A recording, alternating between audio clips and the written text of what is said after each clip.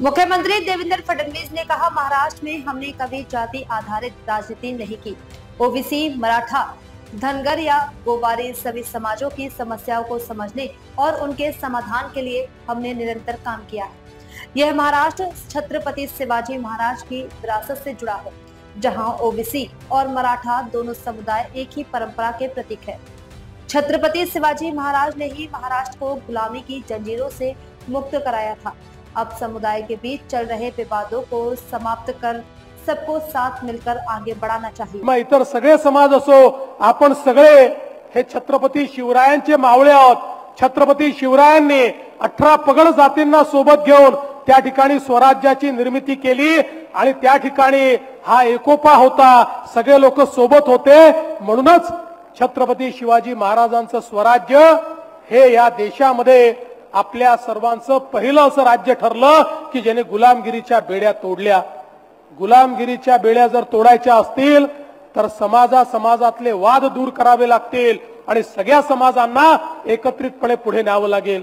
आणि म्हणून मी पुन्हा एकदा या ठिकाणी सांगतो, कुठल्या समाजाचं काढायचं, दुसऱ्या समाजाला द्यायचं, अशा प्रकारची कुठली भूमिका हे सरकार तरी कधीच स्वीकारणार नाही। आम्ही सगळ्या समाजाचं कल्याण करण्याकरता या ठिकाणी एकत्रित आलो आहोत आणि त्याच दृष्टीनं आम्ही घेतलेले कुठलेही निर्णय जर आपण बघितले तर कोणत्या समाजावर अन्याय करणारे निर्णय आम्ही कधी घेतले नाही आणि यापुढे देखील घेणार नाही। म्हणून मी आपल्याला निश्चितपणे सांगतो, ज्या ठिकाणी मराठा समाजाला न्याय देण्याची वेळ आली त्या ठिकाणी मराठा समाजाला न्याय दिला, पण मराठा समाजाला न्याय देत असताना ओबीसी समाजावर आम्ही कधीच अन्याय केला नाही आणि ओबीसी समाजाच्या पाठीशी पूर्ण ताकदीने आणि खंबीरपणे आम्ही उभे आहोत। यापुढे देखील मी आपल्याला सांगू इच्छितो, महाराष्ट्रामध्ये वेगवेगळ्या समाजांचे प्रश्न आहेत, हे सगळे प्रश्न सोडवण्याच्या दृष्टीनं आपलं सरकार हे सातत्याने पुढाकार घेईल आणि निश्चितपणे प्रत्येक समाजाला पुढे नेण्याचं काम आपल्या सरकारच्या माध्यमातून होईल। मी पुन्हा एकदा आपल्या सर्वांना आश्वस्त करतो, ओबीसी समाजाकरता आजवर वेगवेगळे निर्णय घेणारे हे सरकार आहे। मगाशी बावनकुळे साहेबांनी सांगितले, खरं आहे, ज्या प्रकारचा निर्णय झाला होता त्या निर्णयामुळे जवळपास 12 जिल्ह्यांमध्ये तर एकही जागा ओबीसी करता आरक्षित राहणार नव्हती, एकही नाही। एकही ओबीसीचा नगरसेवक, जिल्हा परिषद सदस्य, ग्रामपंचायत सदस्य त्या ठिकाणी राहिला नसता।